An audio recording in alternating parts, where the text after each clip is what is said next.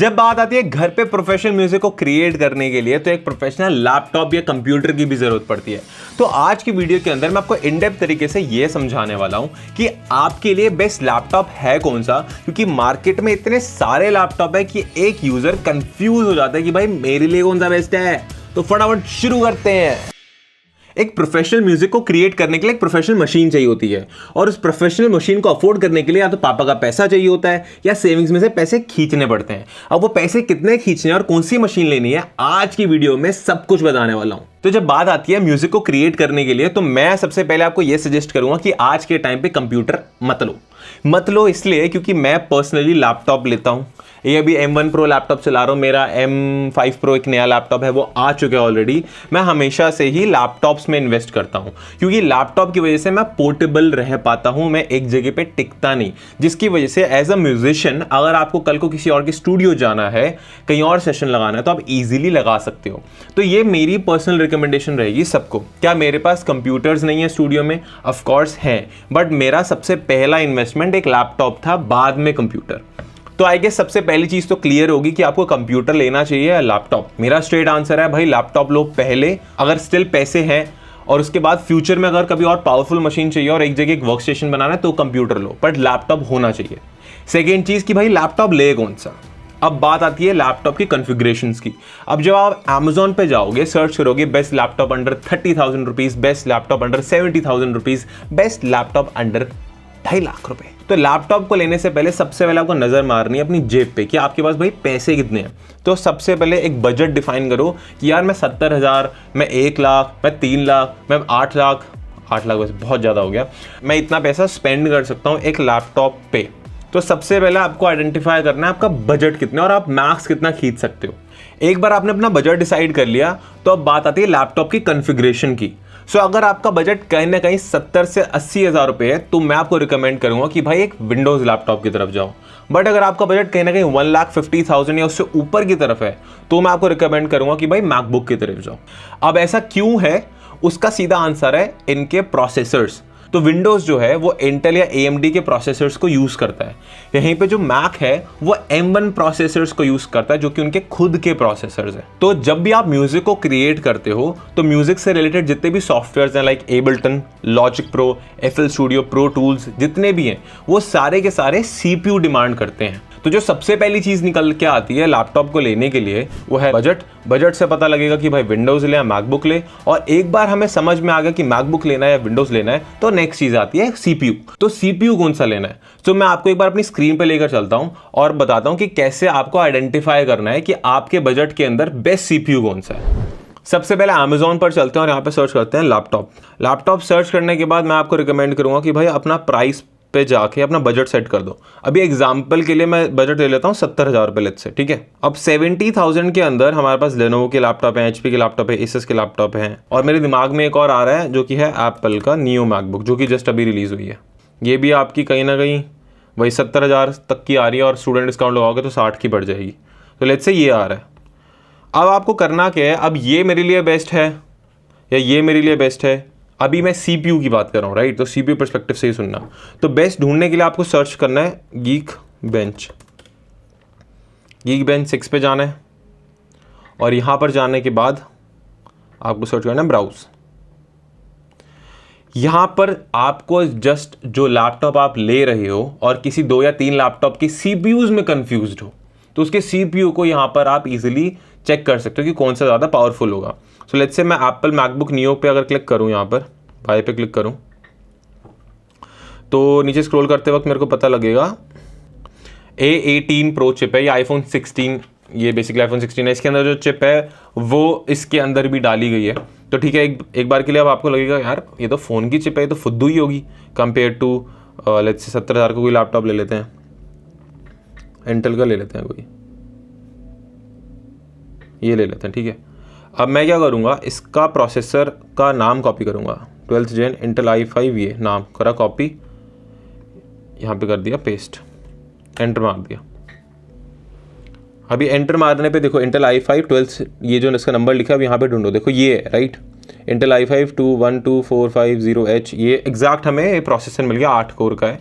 तो अब आपको यहाँ पर दिख गया कि भाई ये विंडोज़ का एक लैपटॉप है जिसके अंदर ये कोई बाहर की कोई कंपनी होगी उसका लैपटॉप है, जैसे एसर में भी एक प्रोसेसर डला हुआ है और इतने उसके स्कोर्स निकल के आ रहे हैं। तो सबसे पहली बात तो आपके दिमाग में कन्फ्यूजन आएगी कि भाई ये भी सेम प्रोसेसर है, ये भी सेम प्रोसेसर है, तो इसके स्कोर में हल्का बहुत फ़र्क क्यों है?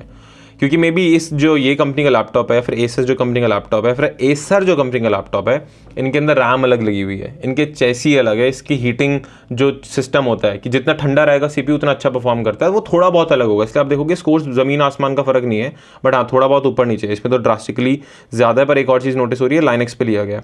तो हम विंडोज़ और विंडोज़ को कंपेयर करेंगे तो लेट्स से एक एवरेज निकल के आ रहा है 2000 इसका सिंगल कोर सीपीयू है, स्कोर है।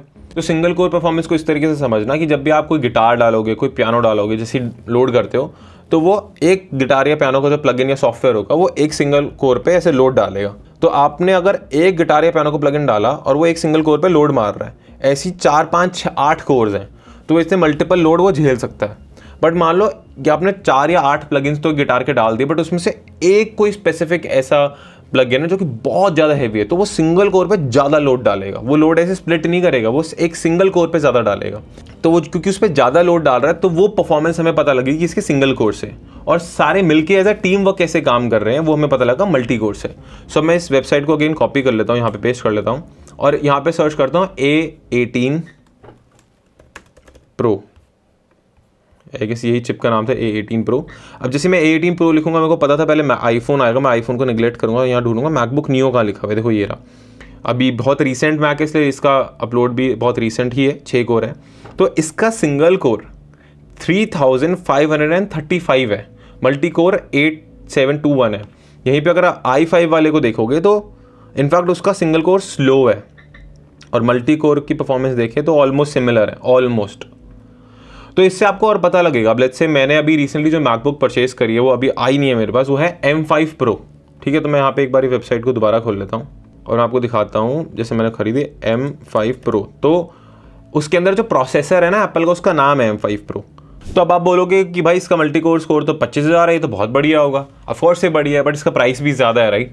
तो मैं आपको यही बोलूँगा, सबसे पहले एक अपना बजट डिसाइड करो, फिर देखो कि आपको कहाँ पर चेक करना है, आपको विंडोज़ में जाना है, मैक में जाना है। अगर इनको कंपेयर भी करना है तो उस बजट में कितने लैपटॉप आ रहे हैं दोनों के, एक बार वो पता लग जाएगा। तो उनका CPU का बेंचमार्क स्कोर देखो, और उसके लिए मैं इस वेबसाइट का डिस्क्रिप्शन में लिंक डाल दूंगा, Geekbench ब्राउज़र। इस पर जाके उनके CPUs का एग्जैक्ट सेम नाम डाल के आइडेंटिफाई कर सकते हो कि कौन ज़्यादा पावरफुल है। बट मैं एक चीज़ रिपीट करता हूँ, ये जो नंबर्स हैं ये कहीं ना कहीं 70% सही होंगे, 100% सही नहीं होता और थोड़ा बहुत ऊपर नीचे होता है, डिपेंडिंग अपॉन लैपटॉप उस टाइम पे किस स्थिति में है। वो AC वाले कमरे में है, वो गर्मी में है, विंटर्स में ले रहे हो, समर्स में उसका टेस्ट कर रहे हो। और वो जो लेट्स से आपने लेना है वो में भी सेम चिप देखी होगी, HP में भी देखी है, बट HP की में भी कूलिंग सिस्टम बहुत अच्छा है, तो उसका थोड़ा बहुत फ़र्क पड़ता है। मैक में इतना नहीं पड़ेगा क्योंकि मैक अपने प्रोसेसर बना रही है, अपने हार्डवेयर बना रही है, अपना ही सॉफ्टवेयर बना रही है। तो आई गेस आपको समझ में आ गया कि आपको अपने बजट के हिसाब से बेस्ट कंप्यूटर ढूंढने के लिए बेस्ट CPU ढूंढना है, और वो आप इजीली Geekbench पे जाकर आइडेंटिफाई कर सकते हो। अब सेकंड चीज़ आती है कि भाई एक बार हमने प्रोसेसर डिसाइड कर लिया तो नेक्स्ट चीज़ क्या देखनी होती है, तो नेक्स्ट चीज़ है रैम।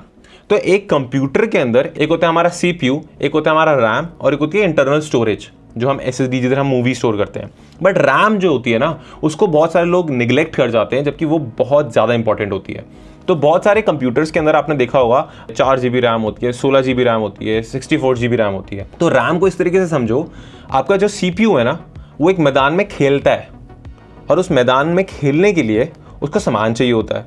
तो आपका CPU करता क्या है, सबसे पहले आपकी हार्ड ड्राइव्स या SSD में से सामान उठाता है और वो मैदान में रखता है। तो वो जो मैदान है वो आपकी रैम है, जिसमें वो सामान उठा के रखता है और उसमें खेलता है और उसमें काम करता है। तो रैम जितनी बड़ी होगी उतना खेलने का एरिया होगा आपकी CPU के पास, और आप ज़्यादा सामान लोड कर पाओगे। तो रैम एटलीस्ट कितनी लेनी चाहिए? 4 GB रैम तो मैं रिकमेंड ही नहीं करूँगा। अगर है घर पे ऑलरेडी लैपटॉप पड़ा हुआ है तो उसको चला लो, नया ले रहे हो तो मत लेना 4 GB।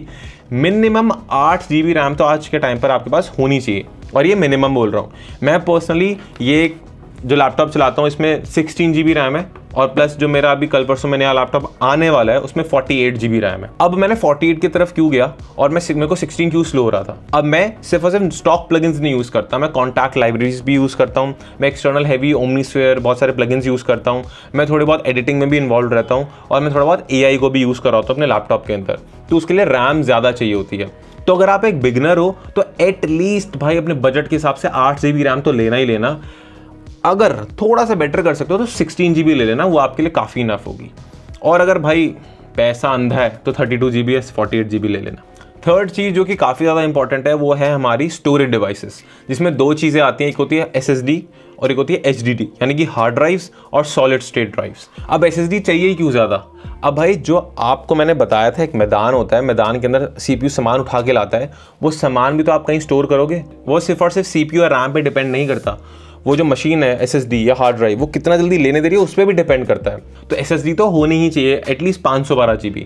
तो अगर आप एबल्टन खोलोगे, FL Studio को ओपन करोगे, कॉन्टैक्ट खोलोगे, तो जब वो खुलेगा तो ये SSD यूज़ होगी। तो मेरी यह रिकमेंडेशन है कि 512 GB SSD एटलीस्ट होनी चाहिए। कर सको तो 1 TB कर लो, बट अगर बजट कम है तो 512 SSD लेके एक हार्ड ड्राइव ले लो 1 TB की, उसमें थोड़े बहुत ऑडियो सैम्पल्स रख लो। बट एटलीस्ट आपका ऑपरेटिंग सिस्टम, आपका DAW यानी कि म्यूजिक सॉफ्टवेयर और जो थोड़े बहुत और प्लगइन्स होते हैं वो SSD से चलने चाहिए, हार्ड ड्राइव से नहीं चलना चाहिए। 2026 आ चुकी है। लास्ट चीज़ है GPU, ग्राफिक प्रोसेसिंग यूनिट, जो कि हमें NVIDIA AMD के देखने को मिलते हैं। तो ये म्यूजिक प्रोडक्शन के लिए खास रिक्वायर्ड नहीं होते हैं। काफ़ी सारी कंपनीज है जो कि आजकल अपने VST प्लगइन्स को सिखा रही है कि भाई कैसे GPU पर लोड डाल के ऑडियो प्रोसेसिंग करनी है। बट बाकी जितनी भी कंपनीज है ना, मतलब 98% जितनी भी कंपनीज, 99 बोलूँगा मैं, 99.99 बोलूँगा मैं, सारी CPU को ही यूज़ करती है। तो आप कोई भी गेमिंग लैपटॉप लेने का सोच रहे हो तो उसमें प्रोसेसर का स्कोर Geekbench पे चेक कर लेना, क्योंकि ग्राफिक कार्ड उसमें चाहे 10 लाख का दे रखा हो चाहे 1 लाख का दे रखा हो, वो म्यूजिक प्रोडक्शन में ज़्यादा काम नहीं आने वाला है। तो गाइज आई होप आपको समझ में आया होगा कि कैसे आप अपने लिए बेस्ट लैपटॉप ढूंढ सकते हो। बट एक बार बेस्ट लैपटॉप ढूंढ लिया, उसके बाद अगर म्यूजिक प्रोडक्शन कर रहे हो और कहीं ना कहीं अड़चन आ रही है, तो भाई आप ज्वाइन कर सकते हो हमारा नया म्यूजिक प्रोडक्शन का बैच। ये आ रहा होगा फ़ोन नंबर, फटाफट से कॉन्टैक्ट करो, अपनी सीट बुक करो। इन डेप्थ तरीके से हर एक चीज़ समझेंगे, फ्रॉम 0 to 100 की म्यूजिक बनता कैसे है, मिक्सिंग मास्टरिंग होती कैसे, रिकॉर्डिंग कैसे होती है और AI को कैसे यूज़ करते हैं म्यूजिक के अंदर।